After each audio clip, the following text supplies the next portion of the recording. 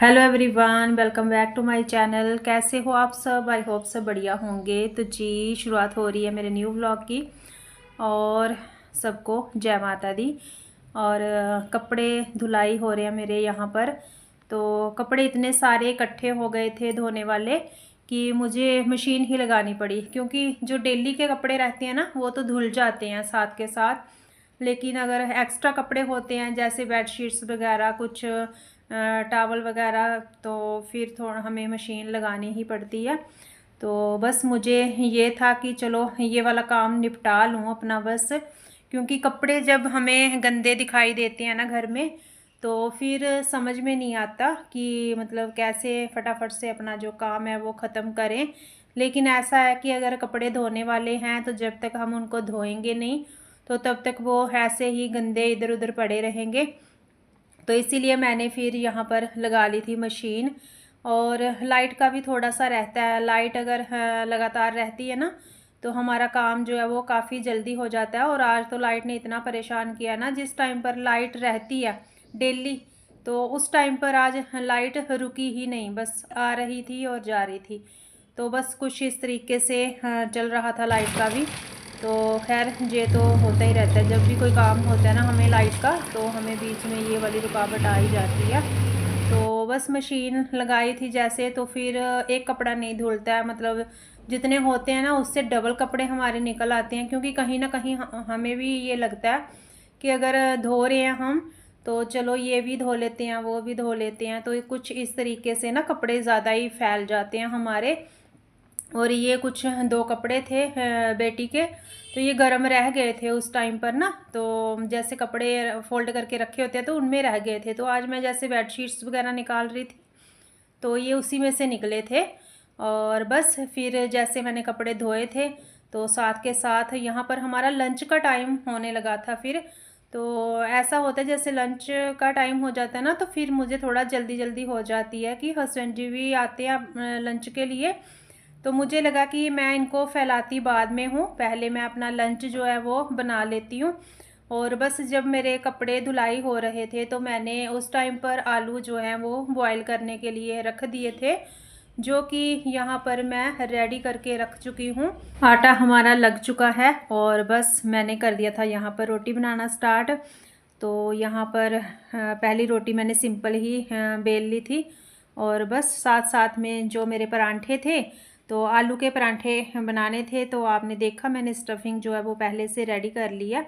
प्याज वगैरह कट करके जो बेसिक मसाले होते हैं वो ऐड कर दिए थे, और बस एक बढ़िया सी स्टफिंग रख ली थी तैयार करके। और बस मैं बनाऊंगी फटाफट से आलू के परांठे।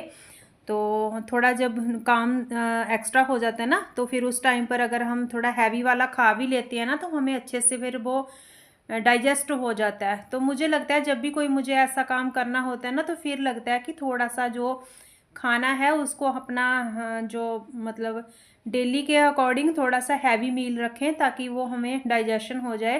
क्योंकि परांठे वगैरह ना हैवी होते हैं, एक तो तले होते हैं, दूसरा आलू के परांठे और भी ज़्यादा हो जाते हैं थोड़े। तो इसीलिए मुझे लगा कपड़े मेरा अभी थोड़ा काम चल रहा है तो मैं मतलब परांठे जो है वो साथ के साथ बना लेती हूँ। और बस फटाफट से जो आलू के परांठे हैं वो एक के बाद एक बनाकर कर लिए थे मैंने तैयार। और फिर हो गया था हमारा लंच। तो बाद में मैंने तो वैसे जल्दी करी थी कि हस्बैंड जी आ जाएंगे, तो मैं पहले प्रिपेयर कर लेती हूँ अपना लंच, तो इसलिए मैं बनाने लग गई थी। बट मैंने कपड़े भी नहीं डाले और लंच भी बना दिया, और बाद में पता चला कि हस्बैंड जी नहीं आएंगे, क्योंकि वो कहीं चले गए थे थोड़ा यहाँ से ना, मतलब वो थे नहीं इधर घर के पास। जैसे वो आ जाते हैं ना तो उनको लगा कि मैं टाइम से नहीं पहुंचूंगा, मेरा लंच का टाइम निकल जाएगा, तो फिर उन्होंने मना कर दिया था कि मैं नहीं आ रहा। तो फिर मैंने और बेटी ने लंच किया था। और बाकी के जो परांठे थे फिर वो मैंने आगे रात में बनाए थे, क्योंकि स्टफिंग में बना चुकी थी और मैं इसको रखना भी नहीं चाहती थी कि मैं फ्रिज में लगा दूँ। तो आटा भी जैसे परांठों के लिए आटा जो है वो एक्स्ट्रा ही लगाना पड़ता है हमें। तो फिर यही था कि फ्रिज में ना रखूं आटा, तो मुझे लगा कि चलो अभी जो बन गया बन गया, तो हम खा लेते हैं। और हस्बैंड जी आएंगे तो उनके लिए गर्मा गर्म परांठे मैं साथ के साथ उनको शाम को खिलाऊंगी। तो बस हमारा जो लंच है वो बन गया था और हमने खुद कर लिया था लंच।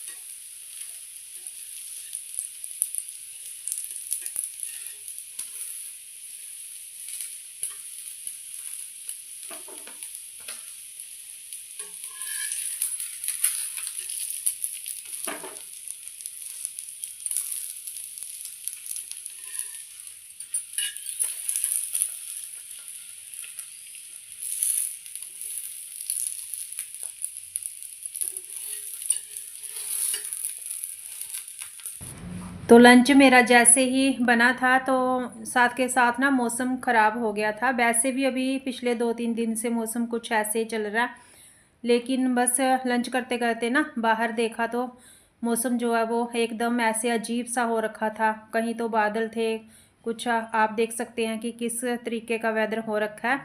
तो बस फिर मुझे समझ में नहीं आ रहा था कि अब मैं करूं क्या, कपड़े मैं ऊपर फैलाऊं, डालूं कि नहीं डालूं छत पे। तो कपड़े बहुत ज़्यादा थे और मुझे कहीं न कहीं ये लग रहा था कि अगर फैला दिए और एकदम से बारिश आई तो फिर उठाऊँगी कैसे इतने कपड़े। बट फिर सोचा कि चलो थोड़ी बहुत हवा तो लग ही जाएगी कपड़ों में। और मैं आ गई थी फिर अपना थोड़ा-सा नीचे काम निपटा कर अंदर छत पे कपड़े लेके। और आप देख सकते हैं कि कितने ज़्यादा कपड़े हैं।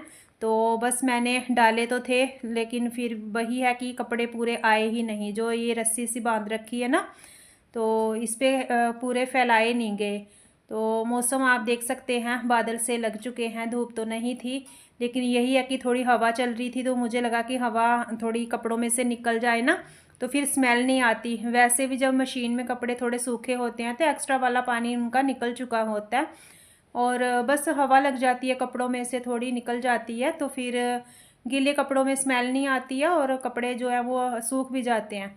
और यहाँ पर देखिए मैं देख रही हूँ कि मतलब वो जो रस्सी इन्होंने बांधी है ना तार हस्बैंड जी ने, तो उसको इन्होंने ज़्यादा ऊंचा कर दिया अपनी तरफ से। उन्होंने अच्छा किया कि जब कपड़े डालते हैं थोड़े बड़े तो वो नीचे लगते हैं या फिर ये रस्सी जो है ढीली हो जाती है।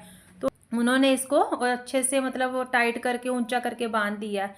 लेकिन मुझे कपड़े फैलाने में ये वाले तो मैंने फैला दिए थे, बट जिधर मैंने बेडशीट डाली है तो उधर कपड़े मुझे फैलाने में थोड़ा परेशानी हो रही थी, क्योंकि इतना ऊंचा हाथ मेरा जा नहीं रहा था। और फिर मैं सोच रही थी कि अब मैं डालूँ तो डालूँ कैसे इसके ऊपर। कपड़े इतने ज़्यादा हो गए हैं गाइस, मुझे समझ में नहीं आ रहा कहाँ डालूँ। अभी कुछ कपड़े ना मुझे नीचे डालने पड़ेंगे क्योंकि ये तारें मेरी पूरी भर चुकी हैं ऊपर की। तो नीचे डालूँगी अभी मैं इनको ना। ये देखिए सब तरफ कपड़े ही कपड़े हैं, तो नीचे जाएंगे अभी बाकी के। देखती हूँ वहाँ पर कितने आते हैं कितने नहीं। तो इसके बाद में बाकी के कपड़े आ गई थी मैं नीचे लेकर। और बस थोड़ा सा यहाँ पर जैसे ही मैं आई नीचे तो हल्का सा ऐसे लगा कि थोड़ी सी धूप निकली है। तो वैसे धूप नहीं थी, वो मौसम ही कुछ हो रखा था ऐसे अजीब सा। तो यहाँ पर फिर कुछ मैंने फैलाए, कुछ मैंने अंदर भी डाल दिए थे, फिर जो जिनको खाली हवाई थोड़ी बहुत चाहिए होती है ना तो वो डाल दिए थे, क्योंकि मुझे पता था मैं डाल तो रही हूँ यहाँ पर, तो मुझे कुछ टाइम बाद इनको उठाना पड़ेगा। क्योंकि देखने में ही लग रहा था बादल इतने लग चुके थे कि लग रहा था अब आएंगे या थोड़ी देर बाद आएंगे, आएंगे ज़रूर। तो बस मैंने डाल तो दिए थे। तो बस थक भी चुकी थी मैं। इस जब भी कुछ ऐसी धुलाई होती है ना तो थक जाते हैं, क्योंकि एक छत में ऊपर जाने की, जैसे मैं गई थी डालने, फिर वहाँ से आकर फिर नीचे इधर, तो जो अप डाउन वाला सिस्टम है ना तो वो ज़्यादा थका देता है हमें। वैसे अगर हम काम कर रहे हैं ना नॉर्मल तो उसमें ज़्यादा थकावट नहीं होती है, लेकिन अगर आपको कपड़ों को उठा उठा के छत पे जाना है, बार बार सीढ़ी चढ़नी है उतरनी है, तो उसमें हम काफ़ी थक जाते हैं। फिर एक्स्ट्रा काम कोई हो नहीं पाता मेरे से, मैं तो इतना थक जाती हूँ ना, मतलब कोई अगर और कुछ करना है उसके बाद में मतलब मेरे से होता नहीं है। लगता है कि बस अब तो जवाब दे गया शरीर जैसे। तो पाँव थक जाते हैं, मतलब मेरे वैसे भी पाँव में थोड़ी तकलीफ़ है, दर्द है मुझे। लेकिन फिर भी क्या करना है, ये तो डेली का है काम है हमारा। तो ऐसा नहीं है कि इतने सारे कपड़े थे तो कितने दिन से धोए नहीं हैं, कपड़े धुलते रहते हैं बट कितने ज़्यादा हो जाते हैं वो हमें समझ ही नहीं आता। ऐसा लगता है कि जैसे जब मशीन लगाते हैं, मशीन के नाम पे ही कपड़े खुद ही कहीं-कहीं से निकल आते हैं। कुछ मुझे तो इस तरीके से लगता है, हँसी भी आ रही थी कि मशीन का नाम लेते ही ना पता नहीं क्यों कपड़े ज़्यादा निकल आते हैं। और बस धो दिए थे मैंने। थोड़े ही टाइम बाद मुझे कोई ज़्यादा से ज़्यादा आधा घंटा ही कपड़े रहे थे तार के ऊपर, तो मुझे फिर से उठाने पड़े थे क्योंकि बादल एकदम से ज़ोर से गरजना हो गए थे शुरू। और फिर मुझे लग रहा था कि मैं मतलब अगर नीचे लेने जाऊँगी तो जब तक ऊपर जो कपड़े हैं, अगर एकदम से बारिश आई तो वो सारे कपड़े मेरे दोबारा से गीले हो जाएँगे। तो बस आज का व्लॉग तो मुझे ऐसे लग रहा है बस कपड़े ही कपड़े हो रहा है, क्योंकि जो मेरा जैसा दिन रहा तो वही मैंने आपके साथ यहाँ पर अपने व्लॉग में शेयर किया है, क्योंकि अक्सर वीडियो में वही होता है जो हमारी रियल लाइफ में हो रहा होता है। हाउसवाइफ की लाइफ कुछ ऐसी ही होती है। कभी तो हाँ, कपड़े धोने में हमारा जो आधा दिन है वो चला जाता है, कभी हमारा खाना बनाने में चला जाता है। तो बस कुछ इस तरीके से चलता है डेली। तो चलिए जी, इसके साथ ही ब्लॉग का एंड करती हूँ। मिलूंगी आपको न्यू ब्लॉग के साथ। Till then bye bye, take care, जय माता दी।